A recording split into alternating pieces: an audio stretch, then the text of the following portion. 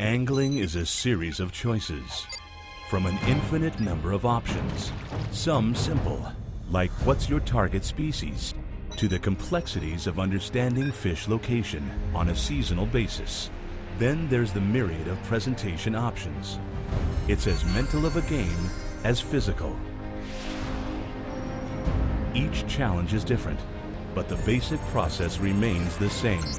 For angling is like solving a living, breathing puzzle. And to see the big picture, you need the fishing edge.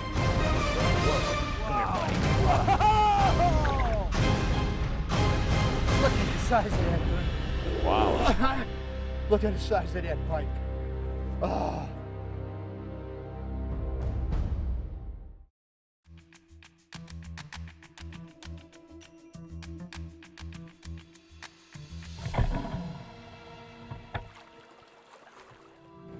There's a fish.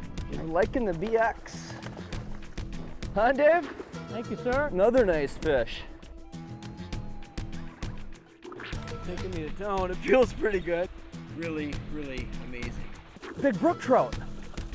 Big brookie. Look at that beauty. One of the only places of the world that have big coasters like this. Wow, what a beautiful animal, Very Dave. pretty coloration. Yep, there you go. Oh man, what a beautiful fish. There's one. Decent one. That is a nice northern pike, I'll tell you anywhere. Especially here, we're fishing northern Ontario up at Lake Nipigon. We're fishing for multi-species. We've got lake trout, brook trout, big pike like these. Catch a little bit of everything. Beautiful scenic wilderness. It's kind of the triple lifetime for a lot of people. And the nice thing is it's a drive-to destination. Just about anybody can come here. Why don't we go back and take a little look at some of the things that we've been doing to make this such a spectacular adventure.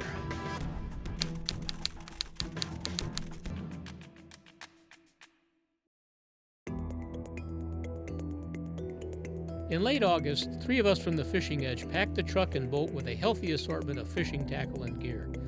We were headed on an angling adventure to the Nipigon area of northwest Ontario, a destination that none of us had visited in our frequent travels. The allure of new water and big fish never loses its magic, especially where a variety of fish species are available to catch.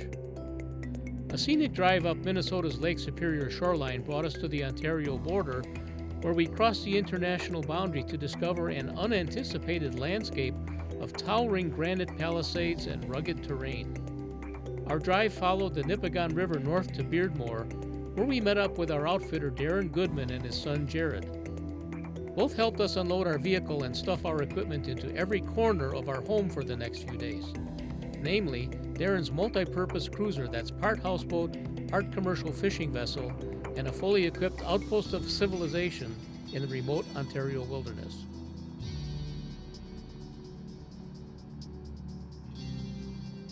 A 12-mile trip out to the first major set of islands provided plenty of time to rig rods and organize gear, allowing us to hit the water running the first afternoon. Darren gave us some tips and pointed us in the right direction. After punching in our mooring spot into the GPS to ensure our safe return, we ventured forth to probe our surroundings. Our initial forays produced some nice pike and provided a fresh fish dinner for the entire crew the first evening. That night, as we settled into our sleeping bags, we each visualized what discoveries tomorrow might bring.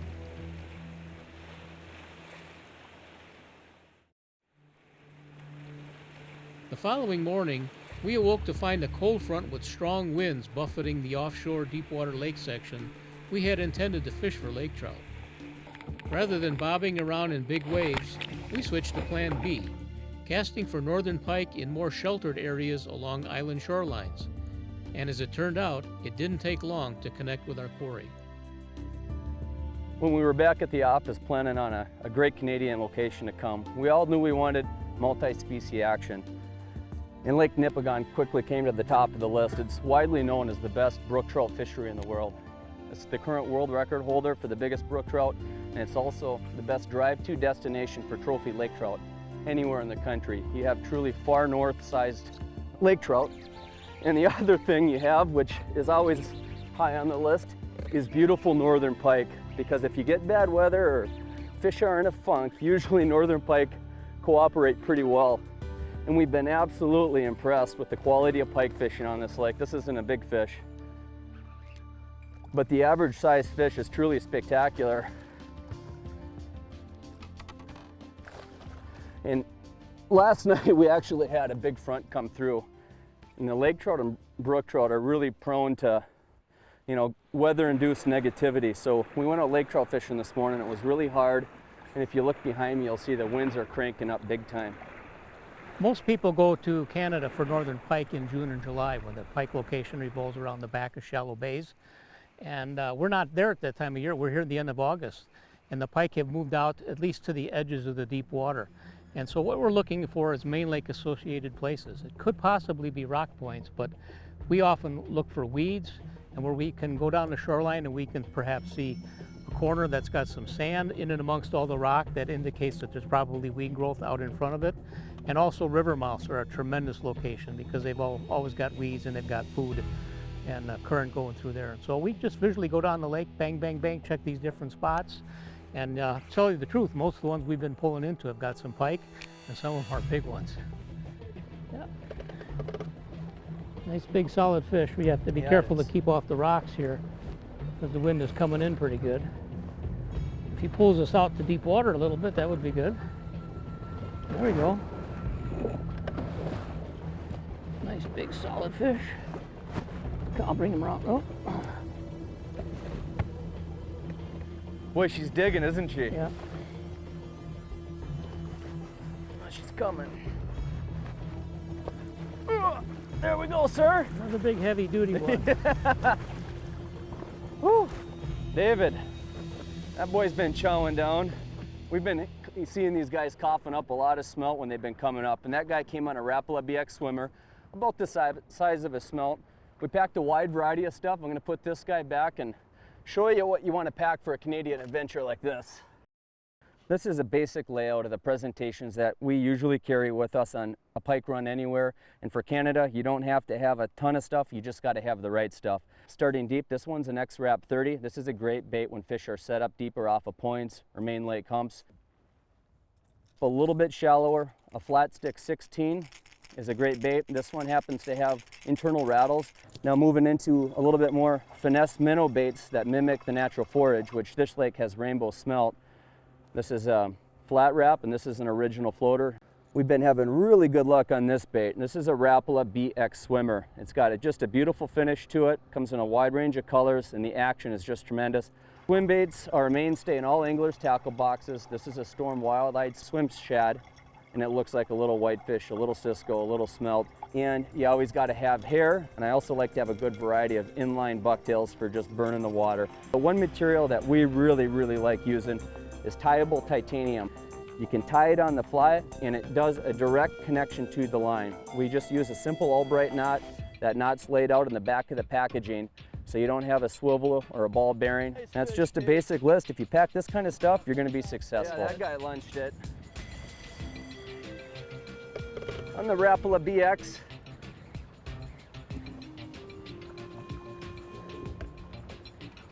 Fuck. Another big one? About the brother of the one you just caught. Okay. What a nice fish. It's pretty fun with a minnow bait like that with braid. All you got to do is reel down to get hooks. Dave, I think You're okay? I can just do a quick hand grab. Or not. She wasn't done yet.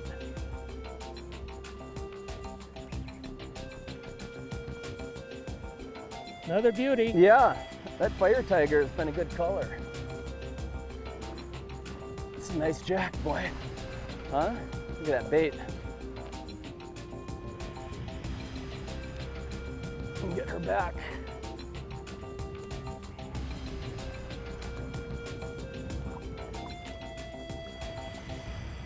That's a lot of fun, and it's a lot of fun on lightweight tackle. This happens to be a Lindner's Angle and Edge Technique Series rod, 8'6", with the Quantum XO 300 with a lot of line capacity. And this is just a great all-around rod for everything. We've been using it three-way rigging for lake trout and 100 feet of water with 8-ounce lead. We've switched up to small baits like this for these nice pike. Got a short shank of tieable titanium. But the bottom line is, when you're going on these Canadian runs, you want to pack rods and reels that can do a lot of different things because you got a limited space. And we've been ambitious. We're trying to go after brook trout, we're trying to go after lake trout, pike, and maybe even walleye. So we only got so much room for rods. So you do definitely want to take combos like this that can do a lot of different things. It makes it a lot easier from a packing perspective, and hey, you can just fish anything on these. Oh man, oh, it's a little fish. It's a big brook trout. Big brookie. Look at that beauty. David. You get the net for him. Get the net. Wow, how cool was that, man? Beautiful fish. And this right here is the prized trophy of this lake. I'm gonna steer him right over there to you, David. Here he comes. Oh, in the net. In the net. Oh, wow, look at this beauty. Pike fishing, and look what we caught, a beautiful brook trout. And this is just the kind of experience you can expect to happen up here on Lake Nipigon, where you have so many opportunities and so many awesome fish. We had a blast with the pike, and we just caught this guy, and I think we're gonna get some more of these. Having departed our floating encampment and venturing an hour south and spending a night on solid ground in downtown Nipigon, we woke up the next morning ready to tackle the second leg of our adventure. We met up with local fishing guide and tournament angler Muzzy Odawa and Nipigon Tourism Economic Development Officer Charmaine McCraw, and headed back north along the Nipigon River to launch at first light above the uppermost dam on the river, gateway to the southern end of the big lake. It was Jeremy's turn to drive, and he wisely elected to follow Muzzy up the lake, skirting even more towering cliffs and palisades, as Muzzy wove between a network of islands and shallow rock reefs until we safely reached our destination. Muzzy recommended that our first stop be the Virgin Falls area at the base of the lake, the spot where the world record brook trout was caught nearly 100 years ago, prior to the construction of dams along the Nipigon River. Our anticipations ran high, due to both the historic trophy status of the river and to the fact that big brook trout were gathering in late summer spawning grounds along shallow sand and rock shorelines swept by current. With only a few days left until the brook trout season closed right after Labor Day, we were perfectly positioned to tackle some of the biggest brook trout that swim anywhere on Earth.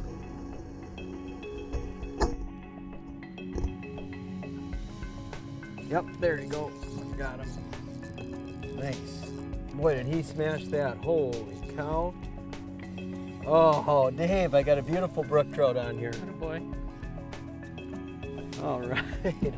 This little spot seems to be pretty good. Wow, they got quite the fight to them. Look. Unbelievable. Oh, man. Yeah, let's get this one in the net. Beautiful. Look at that. Specks, so they call them up here in the land of the Nipigon. All right. Oh, Dave, look at that. Look at that. Beautiful.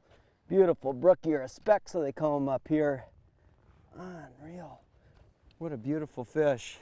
Yesterday we were out chasing pike in the main lake, and now we came into the lower section of Lake Nipigon to specifically target these beautiful, beautiful brook trout. And it's been really fun and easy. I'll share with you what we're doing to catch them, but I'm going to get this fish back right away. It's real slippery, tough to handle. Brook trout aren't actually trout. They're members of the char family, like a lake trout is. And Lake Superior has been known to have these coasters that run the coastline that grow really, really big. And the Nipigon River system once was free-flowing into Lake Superior, and so you have that same genetic strain of the coastal brook trout that are up here, and they populate the lake. And even though there are now 3 dams between Lake Nipigon and Lake Superior, and the Lake Superior fish can't run up here, it's all part of the same genetic strain. They all grow big, and in both systems, Superior and in Nipigon, the fish have lots of forage, lots of food to feed on, and they grow really, really big. And these are really some of the biggest brook trout in the world. In a lot of trout fishing situations, you're looking at really light line and, finessing fish into it. There's a nice brookie right there. Wow. And whoa, wow. And this is not at all like this. It totally reminds me of smallmouth bass fishing. You're fishing the same type of stuff. I've got a 7-foot medium action rod, 10-pound test, 832, and a little paddle tail grub on it. And I just got another beautiful brookie, huh? Look at that. Wow. Wow, wow, wow. I mean, they're just amazing, amazing. Of course, there's plenty of wonderful wilderness experiences in the far north that you've got to take a plane to, and this is truly wilderness experience here on Lake Nipigon and the Nipigon River. But what I like the most about it is I can bring all of my stuff. I own a lot of fishing gear. I've got the tools for just about every job for anything I've got up here, and I'm not limited on space because you can drive to it. You've got a big investment in your boat. You've got a lot of rods, reels, line, whatever it is. You can pack all of that stuff up and be rigged to do a good job and have everything you need to catch maybe a 35 to 40 pound lake trout, a pike pushing 25 pounds, and even brook trout over 5 pounds. I mean, this is truly one of those unique wilderness environments that offers giant opportunities for some really, really cool species of fish. Big pike, lake trout, and brookies.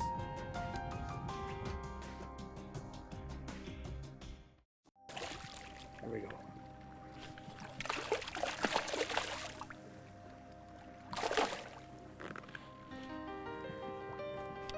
Oh, what a beautiful fish. Yeah. And we finally got one on a piece of hardware. Yeah. This one was on a spinner. Yeah, what a beauty.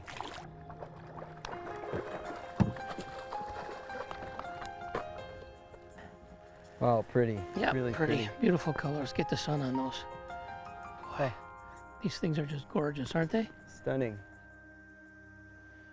I really love fishing this DMC swim bait head with the Trigger X paddle tail minnow on the back. It's extremely versatile for casting and reeling in. You can fish it on the bottom like you would traditionally fish a jig. It's just a great all-around confidence tool for catching fish.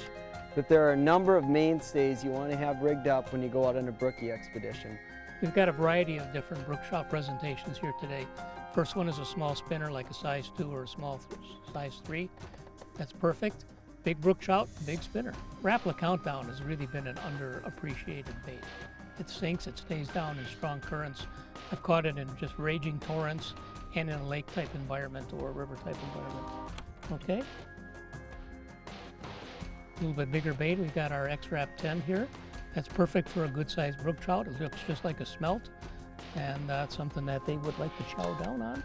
And of course there's the one that Jeremy mentioned.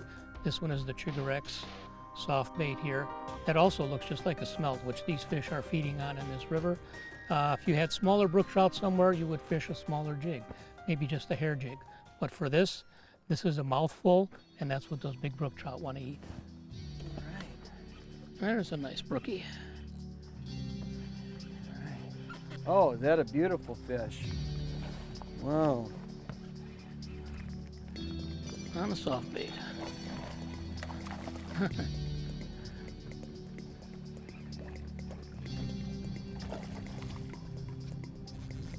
Very Wow, pretty what a coloration. beautiful animal. Yeah, very Dave. pretty coloration. Nice. Thank you, sir. Wow, what a fish. That is a beautiful specimen. Wow, wow, wow. That is a nice fish, yeah.